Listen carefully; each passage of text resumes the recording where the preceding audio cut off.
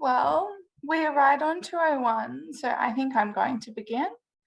I would like to begin today's session by saying I acknowledge the Wurundjeri people as the traditional owners and original custodians of this land and pay my respects to their elders past and present and the elders from other communities who may be here today. Now, hello and welcome everyone. My name's Sophie, I'm from Boroondara Arts, and I'm really excited to be sharing the Craft Expression Identity panel discussion with you today. This is a part of Boroondara Arts 2021 Craft Contemporary Satellite Program offering. And I'm really delighted to be introducing you to Sai-Wai Foo, Aaron Billings, Chenai Mupotsa-Russell and Tantri Mustika for this discussion today. I will be here throughout, but you won't be hearing from me. I will be checking on the chat and the Q&A, which on my screen is down the bottom. On yours, it could be up the top. Feel free to pop any comments or questions in there throughout the chat today. There will be time at the end for Q&A, and I can voice any questions on your behalf. But the lovely Sai-Wai will be moderating today's discussion, and Aaron, Chenai and Tantri are the fellow panelists. So I'll hand over to Sai-Wai to begin today. Hi everyone, I'm Sai-Wai and I'm so glad I have Sophie here as the responsible adult in the room, because a group of crafters together I don't think can necessarily be trusted. So some of you might know me from Making It Australia, which is screening at the moment on 10, but also I'm a practicing artist with a craft-based practice, and my background though is in fashion design, so I've moved away from commercial fashion over the years and started my own art practice. So I find that this whole discussion about craft and identity and an expression of self is really something that's quite pertinent to my own practice and a lot of other people's practices as well. So I'm going to hand you over to each of the other panelists so they can do a quick introduction, and then we'll go through a few questions and points of discussion. So Tantri, I might start with you. Cool. Hello everyone, thank you for joining and spending Saturday afternoon with us. It's really nice, and also thanks for having me. So my name's Tantri. I am a Melbourne-based ceramic artist. I have been working full-time as a ceramicist for the last 4 years, and I basically came into it. I basically took up ceramics as a hobby and got completely obsessed with it, and it's led me to where I am today. So currently I have a studio at Collingwood Yards Artist Precinct, which some of you may have already visited, but are anticipating because it's spent a lot of time closed. And there we have a nice big sunny studio with a shop front at the front of it, which hopefully will be opening again soon. And I also run workshops and classes there. So yeah, craft is really important to me in so many different ways. I guess it's something that's so, deep-seated through into my life now, that it, I suppose, does form my identity, in the fact that I feel like it's my best way of communicating. I don't feel like I'm the best with words. I also get nervous about public speaking, so I'm a little bit nervous right now. Only with us, you're only with us.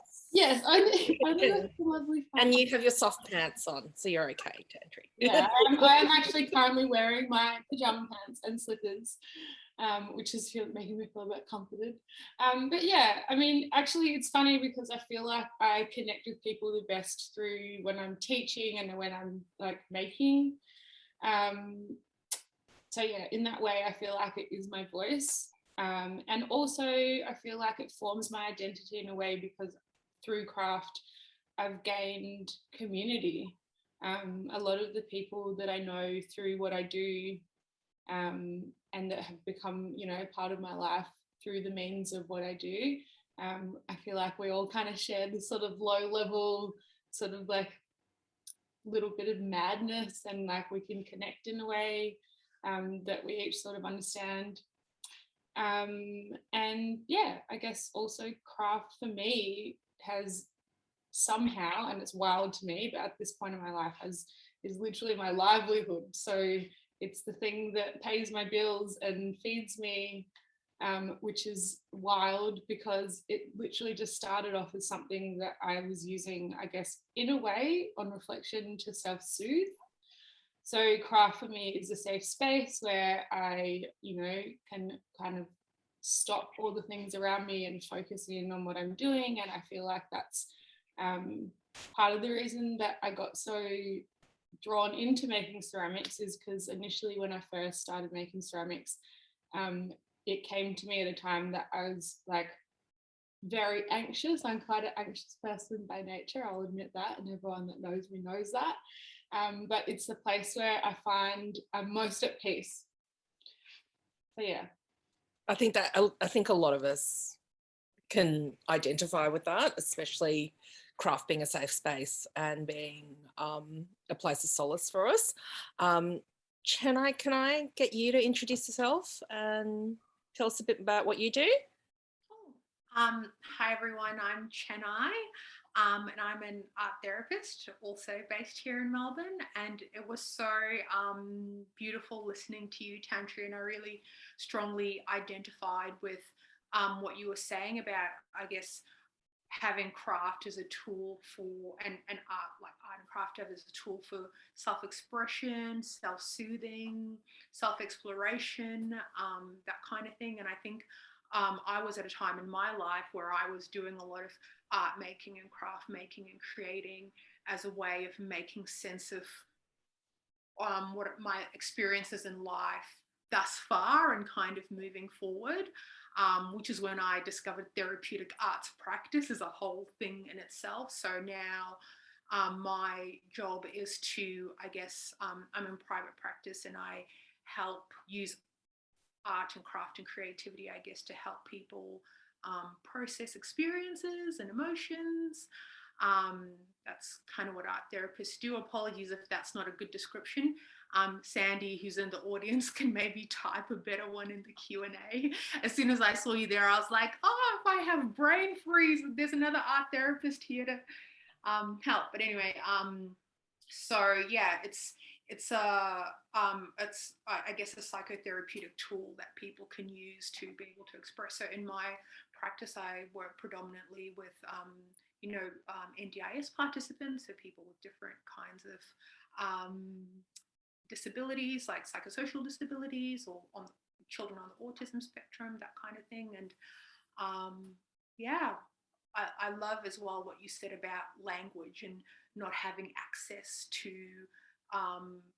words sometimes, and where there are not words, you can move your body, you can mold, you can scribble, you can shout, you can cut out, you can do whatever, and it's just as valuable.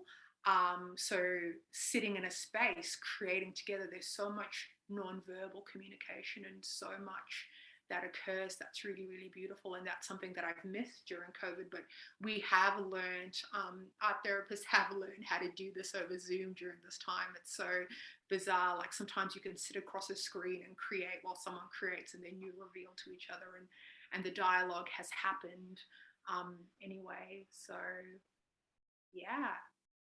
Cool. And Aaron, finally you. Hello. And also, I think you need to introduce Spooky. Oh, yeah. So I'm Spooky Aaron. is the other panelist. I'm Aaron Billings, and this is Spooky. She is kind of not having it today. So in the test meeting that we did a couple of days ago, she was like really into being on screen. And Sai-Wai asked me to bring her back, which I would, It was basically for any awkward pauses, or if we have nothing left to say, I suggest I just hold the dog up at the screen and go, look at my awesome dog, because I've put a little pillow on my lap to try to make her feel a bit more comfortable. But to be honest, I think I'm gonna have to put her down eventually, because she's just look at that grump. Yeah, I think She sums up all our feelings towards lockdown at the moment. So she really is our mascot of this whole It experience. has been really wonderful having a little like gremlin reflection to look at every day and feel simpatico with, because she is very much my mood all the time. But anyway, I'll put you down. It's a sense of identity. Anyway, Aaron, on to you, because you are interested. As the dog's cute, but you're kind of cute too, so you may as well tell us. I identify as a textile and comic artist, but I do lots of other things as well. And I co-run a studio in Coburg called Pink Ember Studios, which is a not-for-profit queer-based art space where we have a shop and we run workshops, and we have 14 artist studios. So I do that. And in my practice, I make comics. I also draw and do embroidery.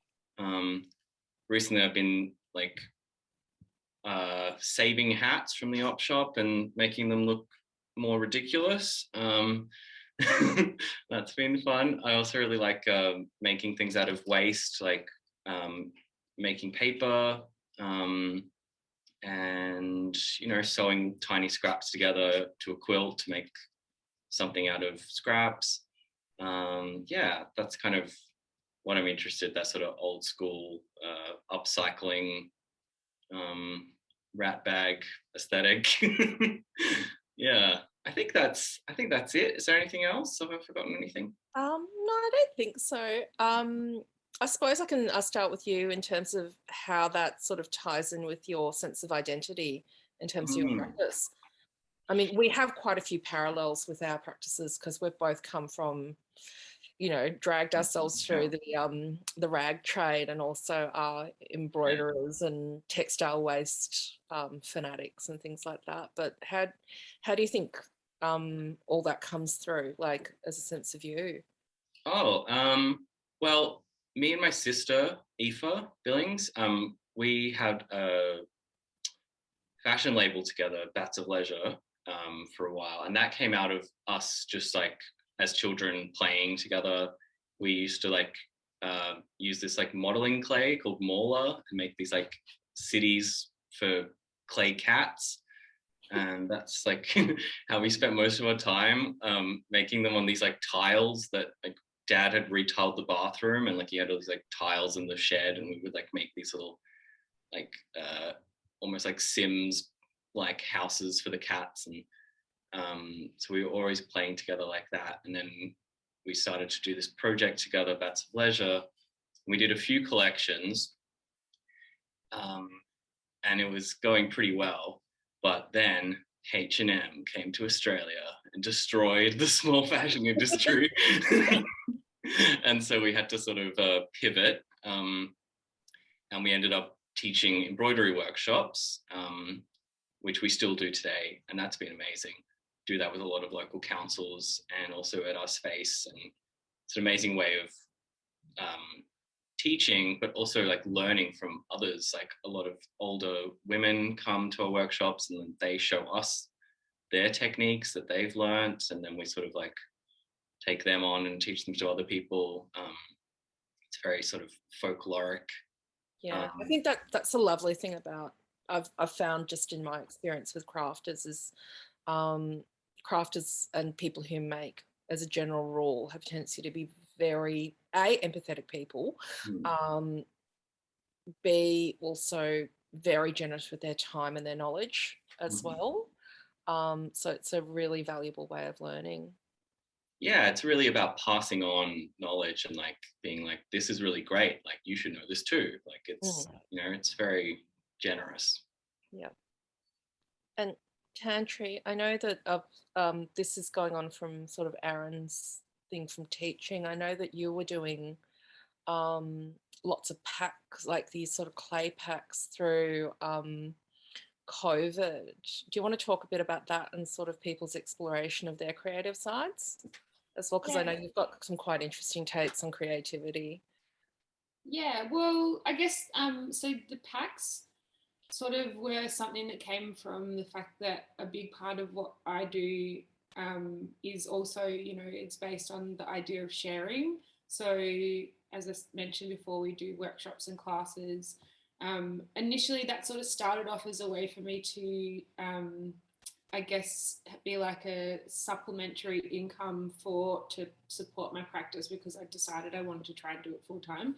And then when I started teaching, I just became so fulfilled by it, like inviting people into the studio and being able to, you know, again, share something that I know that I feel like is really exciting. I love it and has given me so much in my life. And then being able to, you know, do that with other people, that's become, something that's like a really important part of what I do. So obviously when COVID hit, that limited us to be able to actually host workshops and have people in the studio. So then we thought, okay, well then what are we going to do? Like, what's a way that we can kind of still connect with people? And then we thought, okay, well, we'll make some clay kits so people can do it at home. And it's, I don't know, it's been a really nice experience because I knew that people would find enjoyment in it. At least I thought so, because again, as I said, like I find so much joy in making with ceramics because it's such a multifaceted thing, I guess. It's like very tactile, and again, it's like for me a little bit like an active meditation, but also you know, at the end you can create something that's like a real life thing, like it's a very physical sort of outcome. And so I think in the duration of making the clays and the clay kits and sending them out and then getting the feedback from people, it sounded to me like, wow, it's really actually giving people something to really enjoy while we're so limited in like the things that we can enjoy. So then, that kind of gave me sort of the urge to keep doing them and sort of developing the packs. And then we made some videos so that people could then kind of further the skills in that way. So just trying to get people to keep their hands busy, which I feel like keeps your minds busy. So I think that's been like an important thing for the last couple of years. And Chenai, what have you been doing to keep your hands busy? Aside from, you know, because I know that a big part of your practice is with other people, but what have you been doing for yourself? For myself, I guess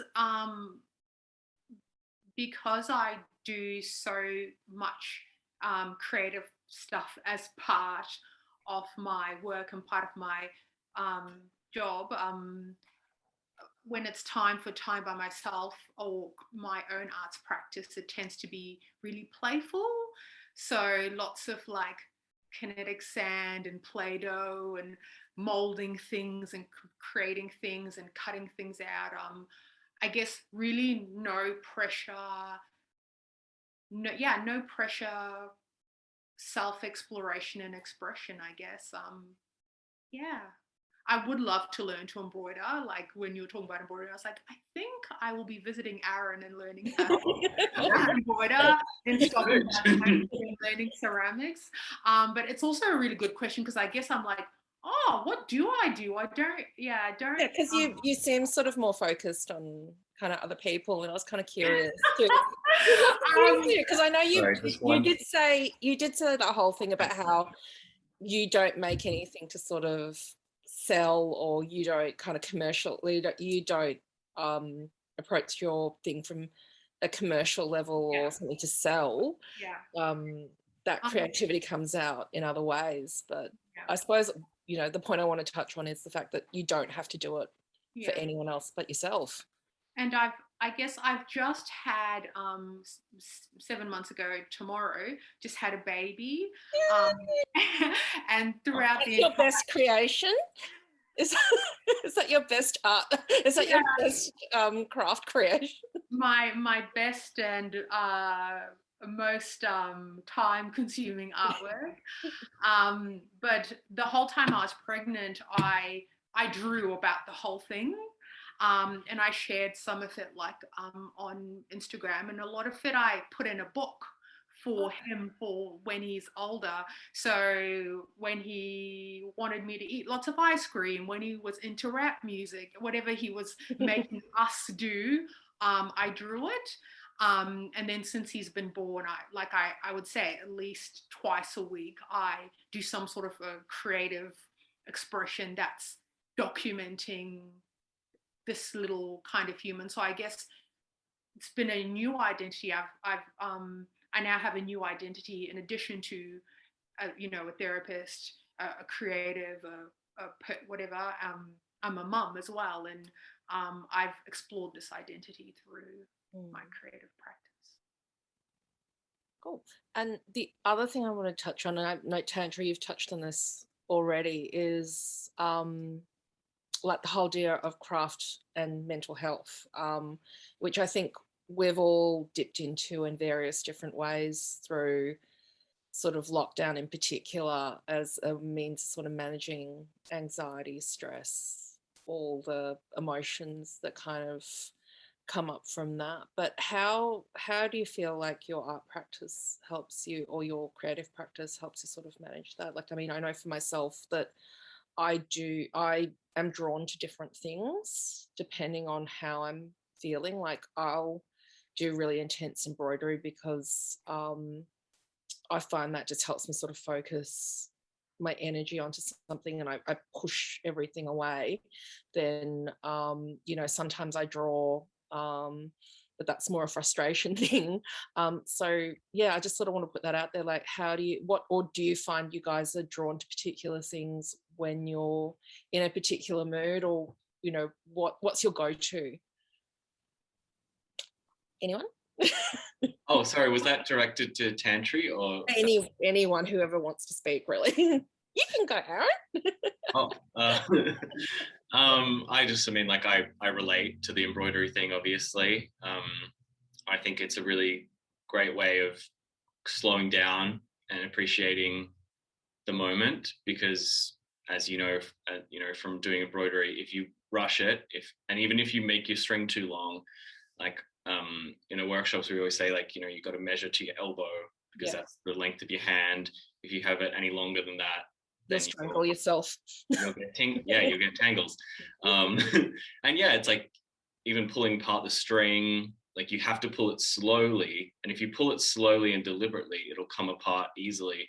But if you pull it really fast, it's tangles, and it's just like, the medium requires you to be patient and attentive, and so it sort of introduces that into your life, which is nice. So yeah, I use it as a meditation in that way as well. I agree a lot with what you're talking about with embroidery. Ceramics is so similar in that everything has to have its very sort of dedicated focus to each certain parts of the process, because if you don't, it ends up that things often don't work out, or essentially like unravel because it will crack and do different things. And yeah, I think ceramics provides a very similar kind of thing, because you have to focus. It makes it so that when you're doing that, nothing else matters. Which sometimes I feel like maybe I might have unhealthily used that as a crutch, where I've become very obsessive with ceramics. And that's like part of my personality, is I can become almost hyper fixated on certain things. And time slips away. But when I first started doing ceramics, as I kind of said, like I'd be doing it, and then I wouldn't even realize that became almost like the separation from all the noise in the world around me in my life. And it became like a positive reinforcement, I guess, because it was like I was finally getting these like moments of peace, and I was creating something that I felt was really beautiful. So then it sort of feeds positively back to you as well, because at the end, you dedicate time and effort into something, and then at the end, I mean, sometimes, not always, sometimes it's crap and you get mad, and then there's like a cathartic sort of outlet in another way where you can then sort of break something or get rid of it or whatever. But yeah, the positive reinforcement of putting the effort into something and gaining something back from it. It's sort of like, yeah, you're gifting your time to it, so it gives something back to you. I think that's kind of a nice thing. Tantri, thoughts? Not Tantri, sorry, Chenai. Thoughts? More thoughts? No, more thoughts, no, sorry. You'll be proud of me. I'll start by saying what I do for myself. I throughout these lockdowns have been doing a bit of like beading and sitting, and especially with tiny beads, yeah, that mindfulness of like the little thing going through the little hole and slowly, and you know, picking colors and making patterns, and I found that's been very kind of soothing. But then also once I've made it and I wear it, I can then like count the beads, and I can write little messages on them and they remind me.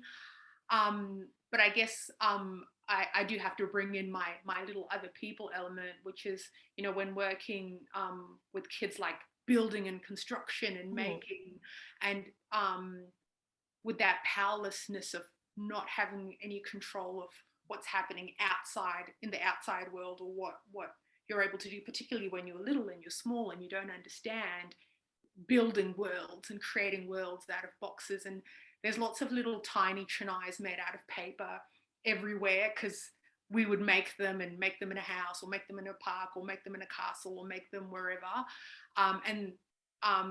Tiny paper Chenais have traveled to places where big Chenai couldn't have, and they've traveled through the Zoom screen with little people on the other side who've also been traveling. So that's been beautiful. And I have permanent injuries from, like, because, you know, you have an hour on Zoom with someone and you're hot glue gunning and you're cutting and you're burning yourself and you're laying carpet out of felt inside, you know, an old Weet-Bix box, knowing, you know, a paper Chenai is going to live in there, and you're painting. And so that's a lot less mindful, but a lot more kind of empowering to do, and to be able to do with someone else. And then the final one, I guess, is making with nature, crafting with nature. So like, particularly with, you know, in work or with a friend, hopping on your phone and being on FaceTime and being on Zoom and going outside and getting found objects in nature together, and then bringing them together and then creating. I've like, that's been kind of healing, getting out of the house, like the garden, if you have access to a garden, or within your 5 kilometers in your 1 hour, if that's the rule you have to follow, and then smelling the flowers as you grab them, noticing, blah blah blah. And I live out in the Dandenong Ranges, so I bring in things, and then like little insects come out, and then it's a bit mad and crazy, but it's all beautiful and magical and wonderful. You're creating worlds and worlds. I like it. I think the other thing I wanted to touch on is also, I mean, in terms of like, you know, what you do as well, is that whole thing of, you don't need to go buy a ton of craft supplies or bits, and, you know, you don't have to go buy things to make things. And I think, you know, it seems like a lot of our practices are sort of born out of that making do, mending, that scenario, and that it's not kind of, there's no real barriers for anyone to start. So I think it's a case of, if people from the outset are looking at this, you know, what's your piece of advice to people who maybe want to start making but are a bit afraid? Anyone?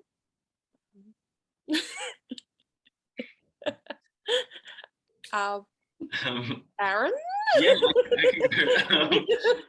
If you're thinking about making and you're a bit afraid, well, yeah, there's so, and yeah, well, starting from what you said before, if you don't have any art supplies, then just look around your house, you do have them, like they're there. You know, you can use like tin foil. If you have like glue, you can use that. Like with embroidery, if you have like a little sewing kit, you can embroider with anything, like string. You can unpick like a jumper. You can get string from a lot of places. I mean, I really miss going to the op shop, but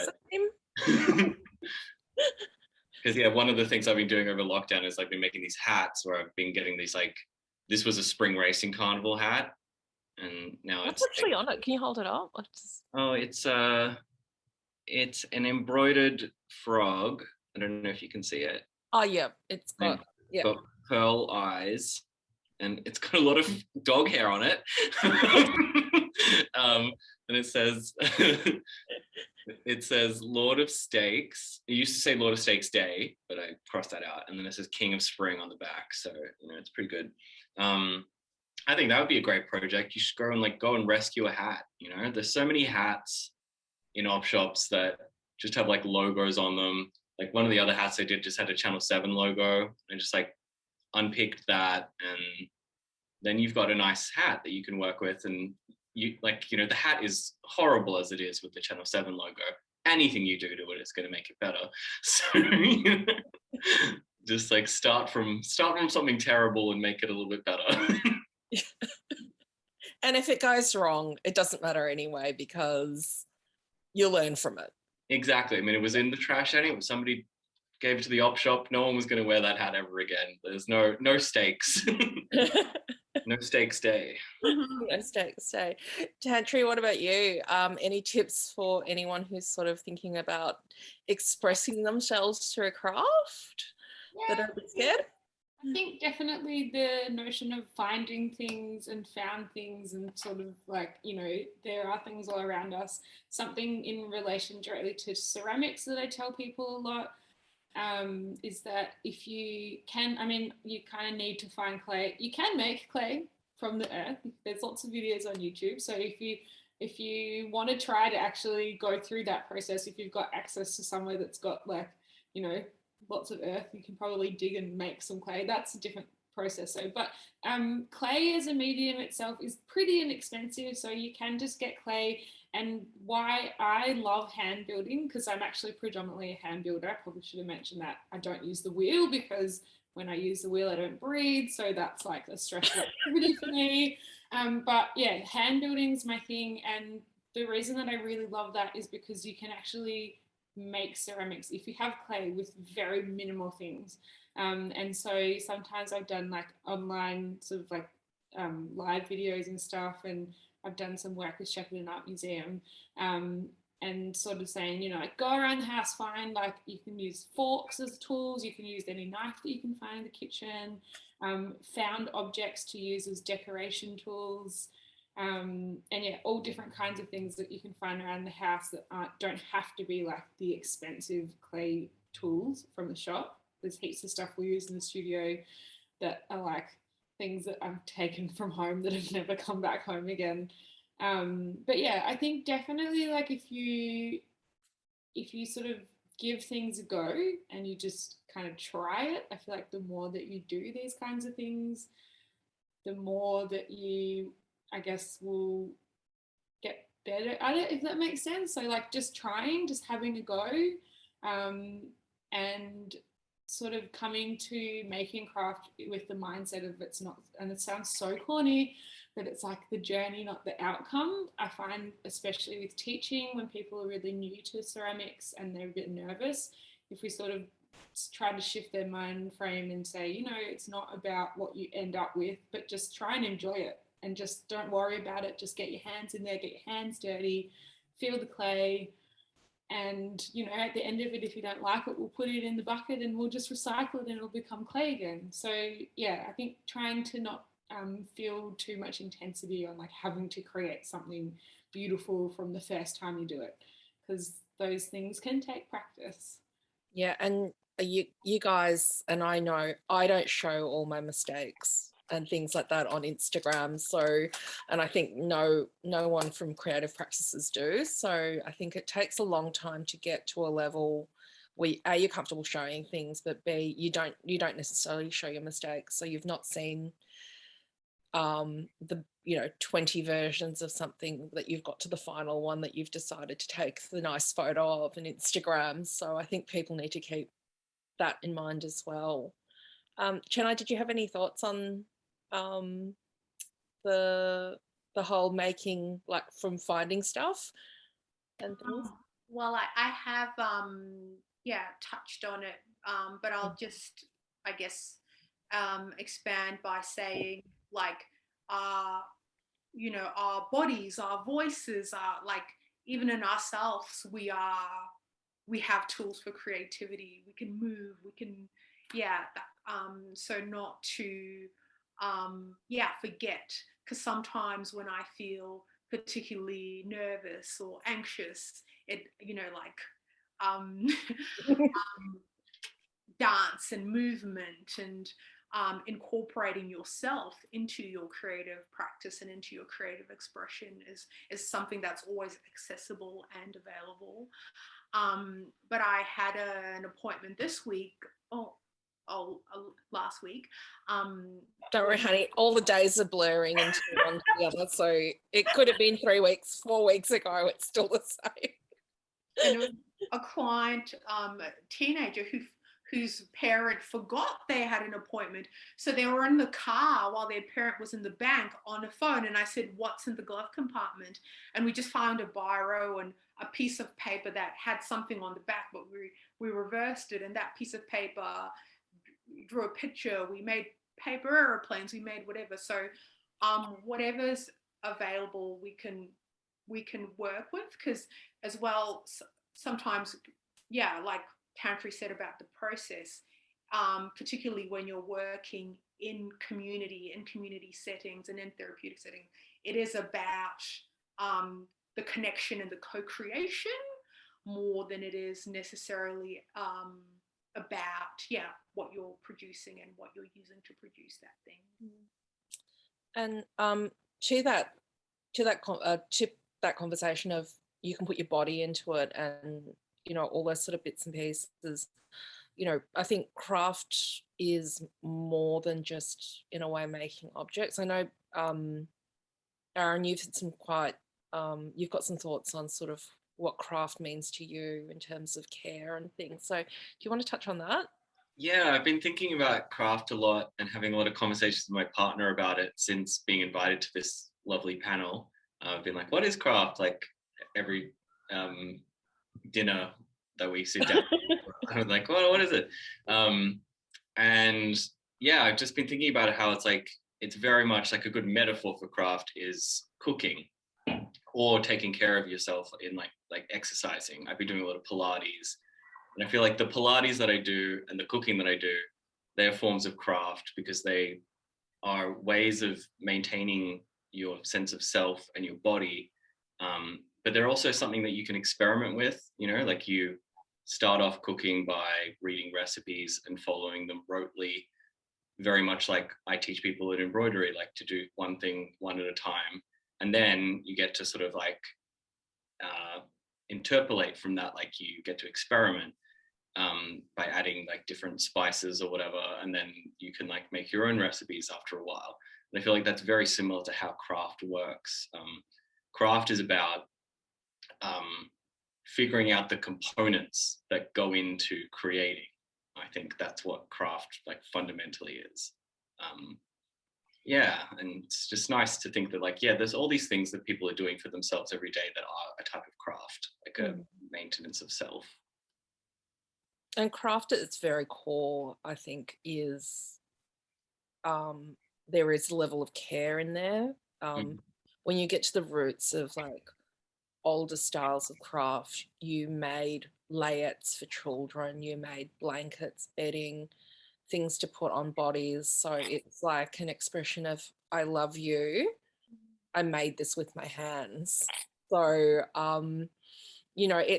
I think I really, really like that whole metaphor for craft and care. And I think that if anything, this whole kind of lockdown situation has shown us is that we all turned to it in a way, and we all started making things like masks for people that we cared about because we want to protect them and the community. And people were sort of getting in touch with things like sewing, and and that comes with a memory of a parent or an older person, or somebody like that. So I think there's a lot tied up sort of emotionally with craft that way, and in terms of that healing as well. And I think, Tantri, you've spoken about sort of how you kind of use the clay to sort of do that. Did you want to talk about a little bit more about sort of how you've sort of managed that? Because I know you say the anxiety and yeah. I guess, yeah, as I said, like clay is just, if anyone that's ever really worked with clay, and actually, Chenai, we sort of talked about this a little bit the other day, is that not everybody has a nice connection with clay. Like it's a very textural thing, and so it can create a reaction. So for some people, it might not be a compatible texture that feels nice. So I'm not saying it's going to like be good for everyone, but for me, I like, there's something almost a bit grounding about it, and again, corny, but there's like something about clay because it's natural, it's from the earth. You're essentially just playing with mud. It's almost a very, I guess almost like a very prehistoric kind of thing to be doing. Like you're literally making something out of mud, and then you use air to dry it, and then you use fire to turn it into stone, but then you can actually use it. So I sometimes, or actually quite often, I'll often make things for myself. And I make a lot of things for other people because my practice has become commercialized in that I make goods and sell them. But a time where I feel like if I'm feeling down, and I kind of need to reconnect with ceramics as it serving the purpose for all of these like good things that we're talking about.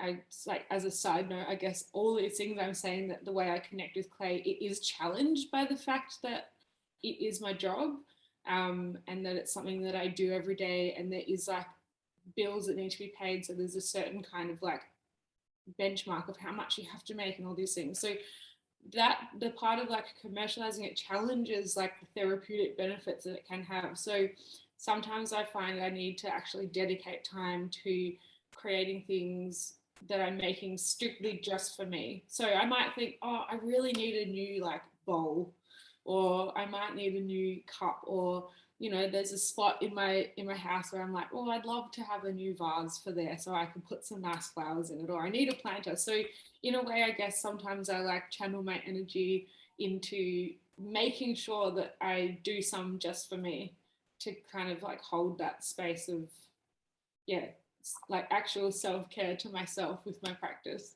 Does that make sense? That totally makes sense, yeah.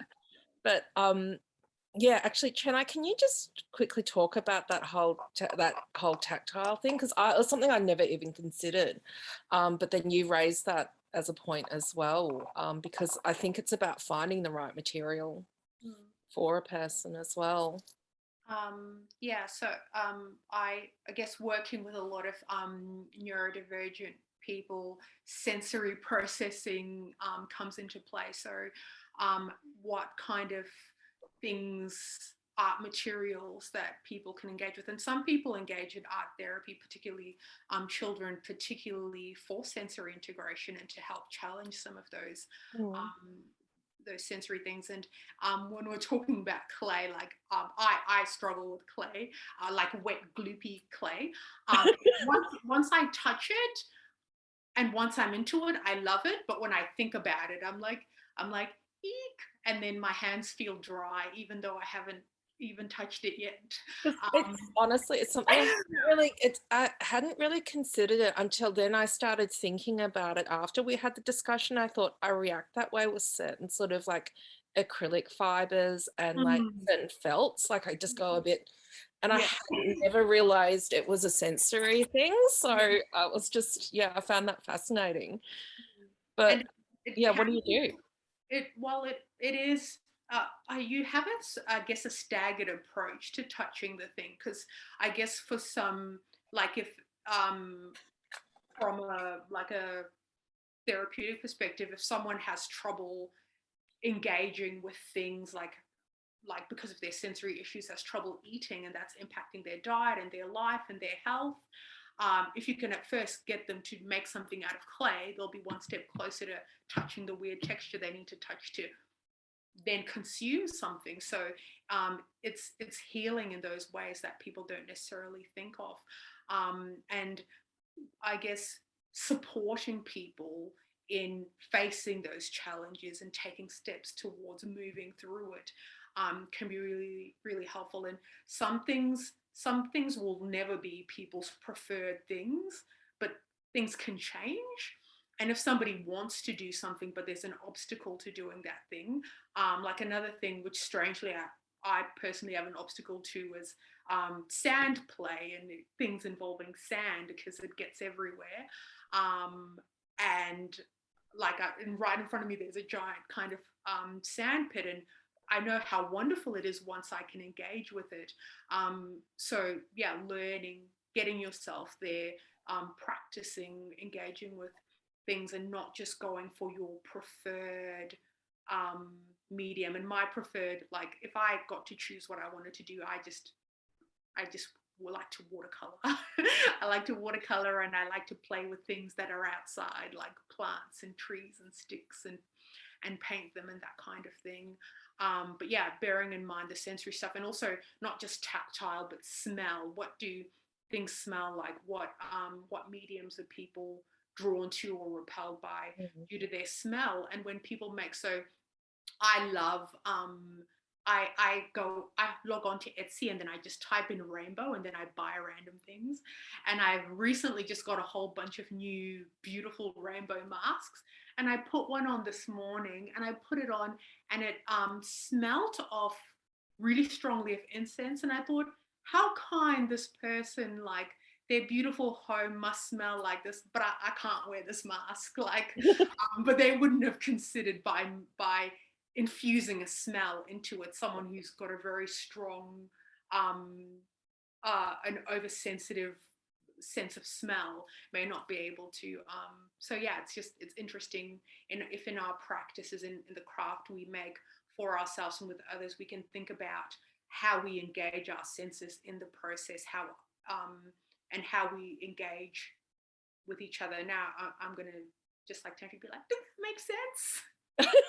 Yes, it did. That made sense. Yes, definitely. It's hard when I think on Zoom, and because I can see there's a bunch of participants, but I can't see if they're like nodding, like, oh yeah, I get you. And then because there's 4 squares and everyone's looking a different square, I'm like, who am I making eye contact with? it's all very confusing. So I'm just like, oh my God, does this make sense? What's happening? But so hopefully, yeah. Hopefully today we have made sense. Sophie, did you want to cut to questions yet, or not yet? Oh, okay, somebody said they're totally nodding. That's cool. Thank you. Thank you, I'm doing lots Petra. of nodding too. If you've got another question on your list, you go, I reckon 5 to 10 minutes at the end of the question. So yeah, if you've got more, keep going. Yeah. I've got one more. So the one I want to ask you guys, and this is just a general thing, just about your practices, is what's the most sort of important kind of life-changing thing that craft has either allowed you to do or allowed you to express? Go. Aaron. Okay. Oh no, okay, Tantri, go. I feel like I'm first out the gate every question. I like it. Oh, what a big question for what has craft. Yeah, what do you think craft's done for you? Like, what's been your crafting highlight? Oh wow. Well, I mean, definitely one of my crafting highlights was being part of the Fresh show at Craft Victoria, or Craft Contemporary now it's called. That was amazing, being able to exhibit my quilts there. I remember them. Oh, thank you. every ounce of willpower not to touch what was on the wall, because there was a you garment should. as You should well. always Yeah. touch a quilt, you know? Yeah. Like quilts are up for grabs for touching. Yeah. Well, that was definitely a real highlight for me. Oh, thanks, Eliza.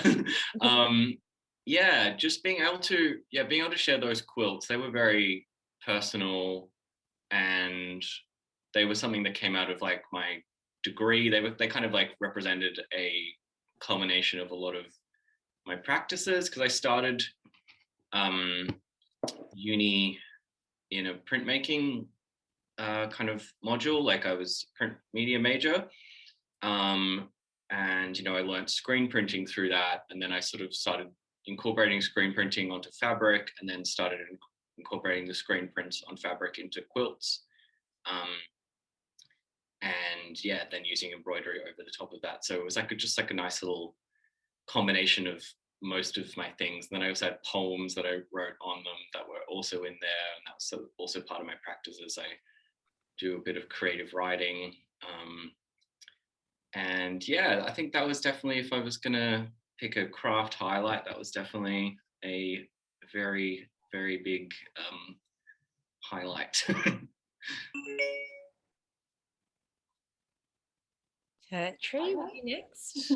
Oh my God, Zoos are so funny. I know, it's so weird. After 2 years, we're still all like, I think that something, well, I don't know if I have necessarily like a particular highlight, because I feel like it's all amazing, and I'm like still every day just like, how is this even my job and even something that I do? I don't know. I think that something that it's brought to me that's really important is it's provided me with something that I'm really confident in myself. I feel like this might sound weird to people, because I think I come across as a pretty confident person, and I find that I'm a little bit of like an introverted extrovert, which is weird, but I spend a lot of time like horribly overthinking, and like feel like I've spent a lot of time in my life feeling like I'm not good at things, and finding ceramics and like developing my craft and finding something that I feel like I can be myself in and do, and people enjoy and like. It's provided, as I said, like this sort of good grounding kind of something that I'm confident. I don't know if I feel like I'm rambling, because like it's hard to put it into words, but yeah, it's. I get you. I get you. Yeah. I get you. I think a lot of creatives do suffer from that. And I said this before, it's that sense of, oh, is somebody going to find me out, or that whole kind of imposter syndrome for a bit, where you got, do people really like this? Do people really want this and stuff? And where I think we're all tougher on ourselves than anyone would ever be as well. So it's getting past that to be able to show your work and kind of get it out there as well. And the action of doing that and actually doing a good job at it, it's like really self-affirming to be like, you worked hard and you did this thing and you've created this life for yourself, and you're providing for yourself, and like I feel like it's given me like a sense of autonomy, because I'm in control of being able to provide for myself by doing something that I love, and so I'm just really grateful that I guess unleashed and found my creativity, because I never really actually thought of myself as a very creative person, which I'd mentioned. Every time you say that, I always just go, what the hell? I've heard you say it a couple of times, and I'm just like, what? No. But now I know that I am, and I think it's through the practice, and like through practicing doing these things, it's almost like, I feel like in a way it's something that you train a little bit, but I think we all have it, but by doing it and doing it again, you grow that. And I'm now more creative in everything that I do. Like I kind of, I think that's been like the highlight of like creating like a connection with like what I do. Yeah. And can I quickly, what's it for you? I don't have like a tangible highlight of a thing, because as we mentioned, I don't like make end products as such, but I guess the highlight is, and I felt like I was getting a little bit teary when Tantri was talking, because I was just like, that's really like what you're describing, the experience of what craft means to you, is really, really beautiful and profound. But also, I guess for me, my highlight is getting to work with children, and getting to work with children who don't fit into the box, and then using art with those and craft with those children, and saying like, it's okay if you don't have the words, you can show me in other ways, and like being in a really amazing position where I can say, you don't have to comply or perform in this situation. You just need to express in whatever way you can, and that often is through craft, through creating something and saying, this is what I need you to know, and you can go, I see you, and and how can we make this okay together?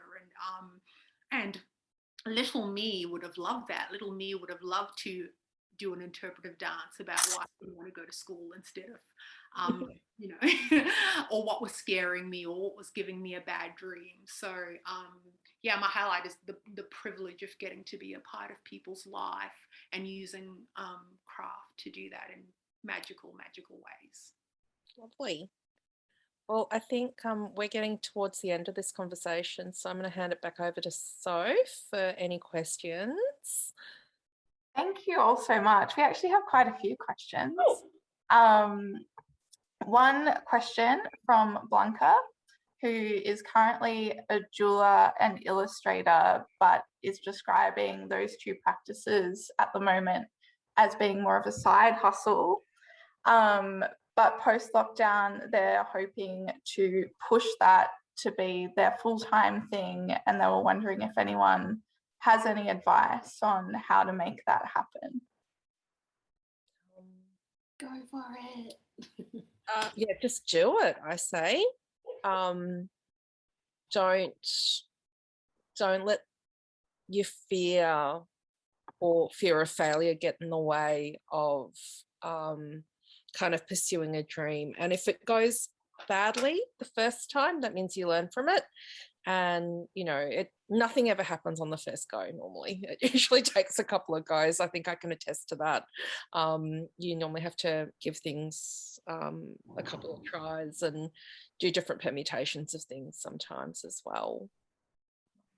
And you advice. Yeah. Oh, sorry, cutting in there.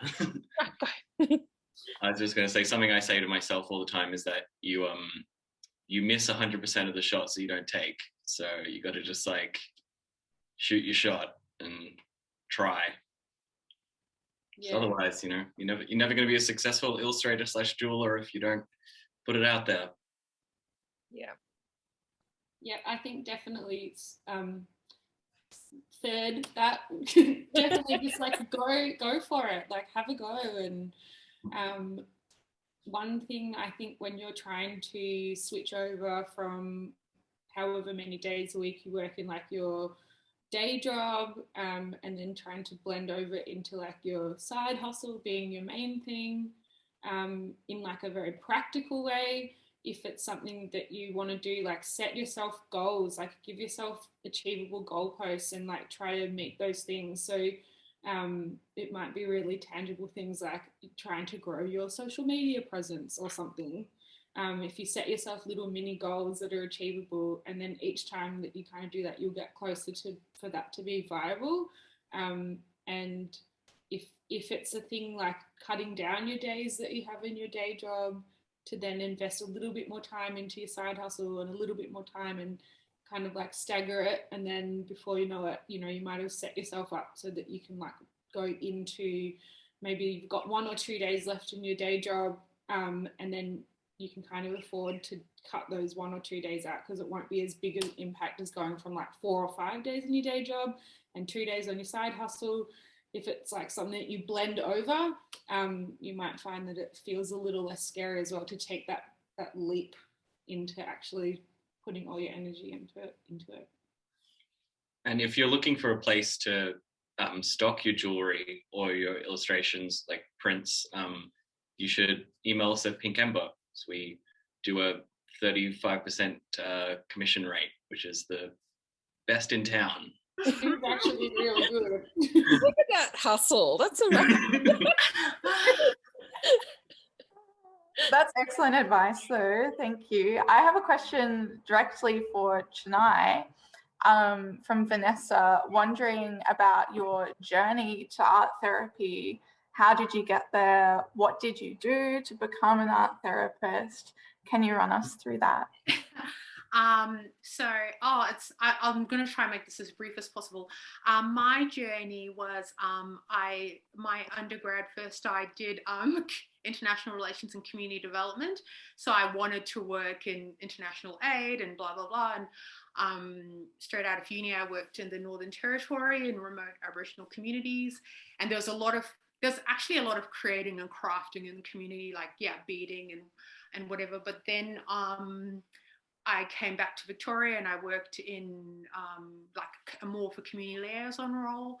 And then that's when I studied family dispute resolution and some family therapy. So I got more into sort of starting to learn a bit more about the therapeutic side of things. And then fast forward a few jobs later, I was working at a youth service and found and had an art therapist run a program with me, and I was like, oh my gosh, it's amazing. And throughout the program I saw how amazing and incredible art therapy was. So I straight away did an application and I went to MyCAT and I did a master's in therapeutic arts practice there, and which I would recommend to anyone who's interested in, I guess, but anyway, it was amazing. It took 3 years, and we did a year-long placement as part of that. And I was working at a Headspace Centre, which is youth mental health, in a community engagement role. So then I also did my placement there, and then I did a thesis on art therapy in a youth mental health setting. And then, like you were saying about the side hustle and job, I kept working at Headspace and started off 1 day in private practice, 4 days, and added days. And then 2020, I went full time into private practice and COVID hit. And I was like, oh no, what happened? And guess what? People were so sad. I was working 7 days a week, all day, every day, until I was semi-burning out. And then, so it all worked out well. And I didn't add to the question before, but I did want to say with the jewelry and the illustrator, just put your heart into it, be authentic, be yourself, and love what you do. There is so much of everything out there. There's a billion people who do what I do, whatever. I guess the only thing that I've learned that's been helpful for me is just, with as much love as I can, put myself out there and offer what I have as who I am. And the people who want it will take it. Not everyone wants to entrust their well-being to a rainbow-headed person who's a bit strange, but the people that do. So I'm glad I don't wear a power suit or do whatever I thought I needed to do to fit in. Just do you, be you, and do it with all your heart and trust. Thank you. Vanessa? We've got 2 more questions. I know we're cutting it very fine, but I think they're really good questions. So I would love to quick fire through them. This one's definitely an everyone question. How important is community to each of your practices? Sai-Wai, would you like to start?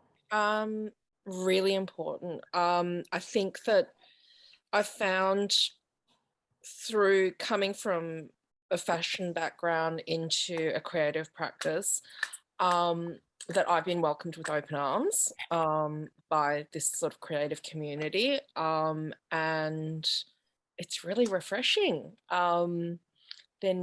there is, like I've said before, people are very generous with their time and their energy. And you can ask questions. The worst anyone can ever say to you is no, in terms of like community. You can just go, hey, look, I need some advice or need some help or whatever. And on, you know, I think every time everyone said, yes, how can I help? What can I do to help? So I think, having said that, sort of that craft or creative community is also very kind and very empathetic. So it's got some good people in there. So they're my people. Aaron, would you like to talk about community? Yeah. Practice? Community is obviously very important to everyone, I think. Like, it's how we exist with people. Certainly really important for me. And that's part of why we set up Pink Ember Studios, which is the studio in Coburg that I was talking about before. I was in a lot of studios before that with my sister, where there was like walls and doors, and people would sort of house themselves up in their studio, and like sometimes you would just never meet people who were in the studio because you were using it at different times and you just never saw each other. But yeah, Pink Ember, when we set it up, we didn't want to have any walls. There's no walls, so everybody can see each other, and it's like more of a community, and that's been really, really helpful to me, because I like working around people.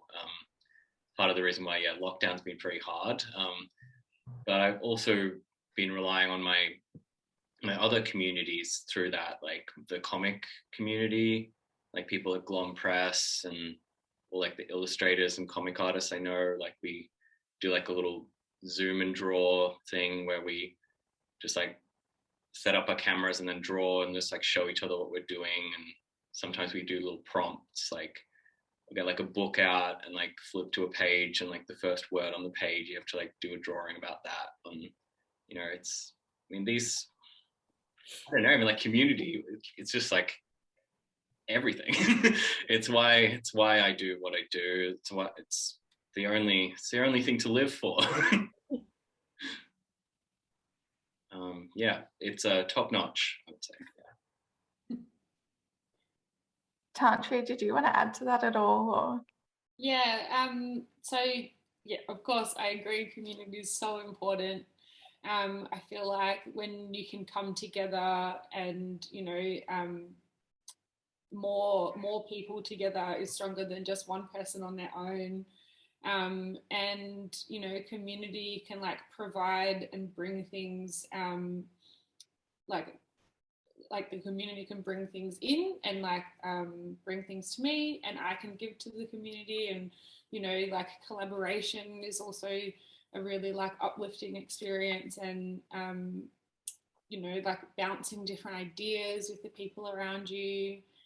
But yeah, it's like nice to be able to like share things with the people around you, and especially like having the community of like other makers, feeling like you're surrounded with people that are like your people. That's, I feel like, is very important and feeds a lot into your creativity. So what's calling me, go away. Chenai, did you want to touch on that?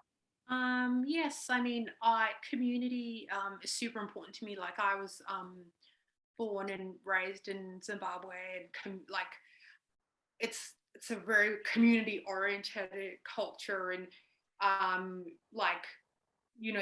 it's a village. We do everything in a village, and I think and as well as starting my career in community development roles, always working in diverse communities or ATSI communities, that kind of thing. And just that togetherness, and how art, music, all these kinds of things are part, their community practices, community come together and do them, has been a huge thing that informs my practice and my career and my identity.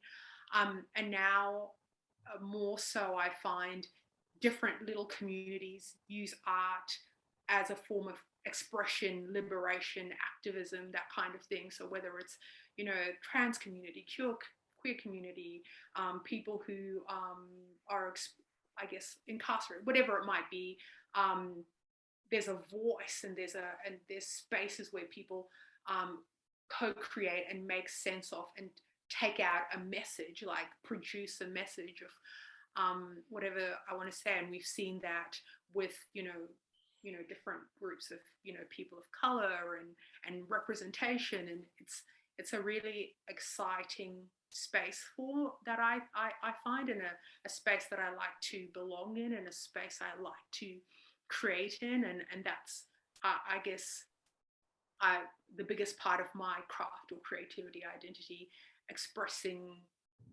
not just emotions and feelings, but ways of representation for communities, and community expression. Thank you. We have one last question, which I think I'm going to turn into a quick fire goodbye. So before I jump into that, I do just want to say thank you, all of you. This has been so delightful and lovely listening. And we have so many thank yous coming through on the chat, which I hope you can all see. This has been wonderful.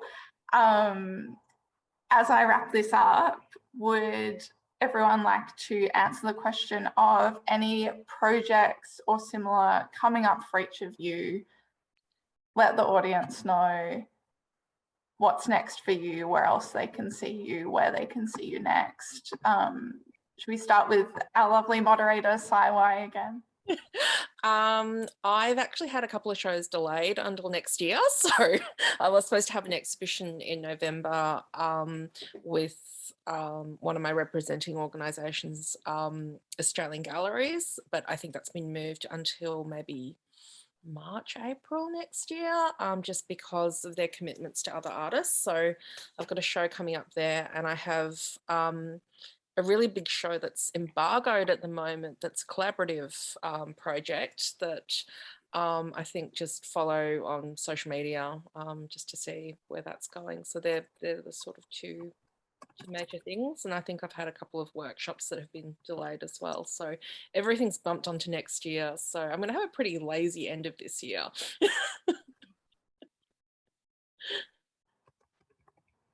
Tantri?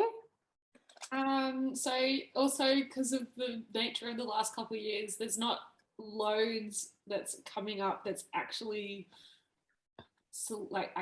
the plans are certain, but I'm going to be doing some programming with Shepparton Art Museum coming up soon. So they're opening their new Big Sam on the 20th of November. So I think we're just getting the dates all set, but I'm pretty sure the following weekend we're going to be doing a online workshop to help support their opening, and there's going to be some kits available specifically for the opening, so keep an eye out on Shepparton Art Museum for that. And then also my only really big exciting thing is that my shop's going to be open again soon. So Collingwood Yards hopefully will soon be opening the doors again. So if you're in Collingwood, I'd say probably from the first weekend of November will be open again. So if you're in Collingwood or nearby and haven't been to Collingwood Yards yet, or have been and want to come and visit again, please come and say hello. The shop's usually open Fridays and Saturdays, and hopefully, workshops will be back on again at the start of next year. So that's what's going on for me. Aaron? So similar to you, Tantri, the shop Pink Envelope will be opening again, I think on the 5th of November from that date. And then during December, we'll be open 3 days a week. We're normally open Friday and Saturday, 11 to 4, but we'll be also open on Sunday. So that's going to be exciting. The only other big thing coming up for me, and I just had to look at my emails for this info before, is I have a show coming up at Incinerator Gallery in 2022 called Even More Beautiful IRL. It's with a group of textile artists organized by Amelia Dowling. And so that's, I don't know if we have, it's the 15th of April next year. And other than that, I'm trying to at the moment, I'm trying to organize a book club / quilting circle. I'm going to be posting EOIs, like expression of interests, for it next week on my Instagram, which is Billings. And what we're going to be doing is we're going to be reading Karl Marx's Capital, chapter by chapter, and then learning some embroidery skills, and then embroidering while we talk about it, trying to make sense of labor power and exchange value and all that sort of stuff, which can be quite confusing, but I find it's quite good to talk about when you're making.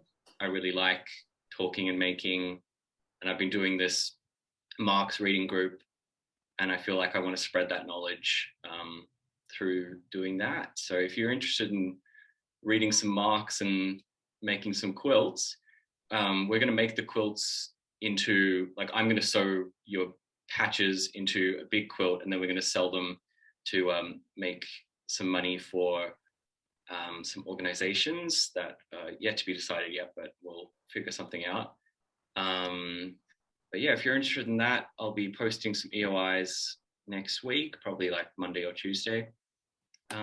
Yeah, other than that, I don't know. If you want a hat, I can make you a hat.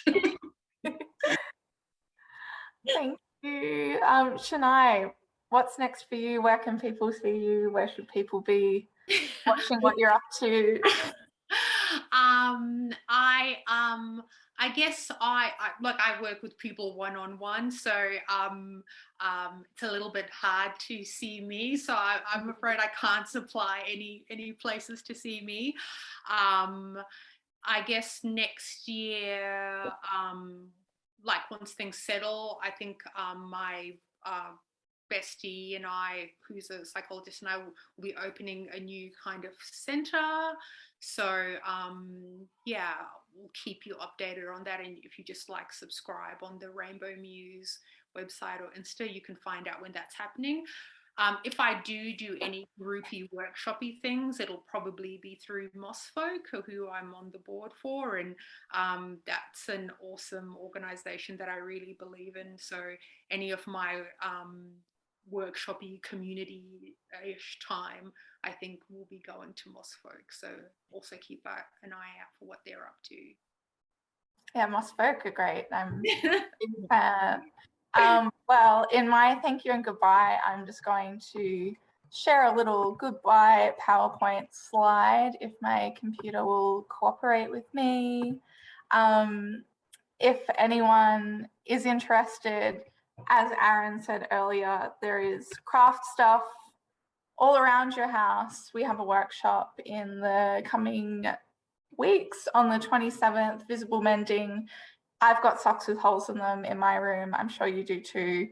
So you can learn some sock darning and begin a bit of a craft practice that way. Otherwise, check out the Boroondara website on this slide for the rest of our craft contemporary offering. And thank you so much, everyone, for coming today and sticking through this with us a bit late.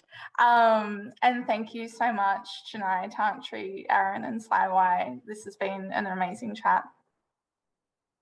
Well, thank you.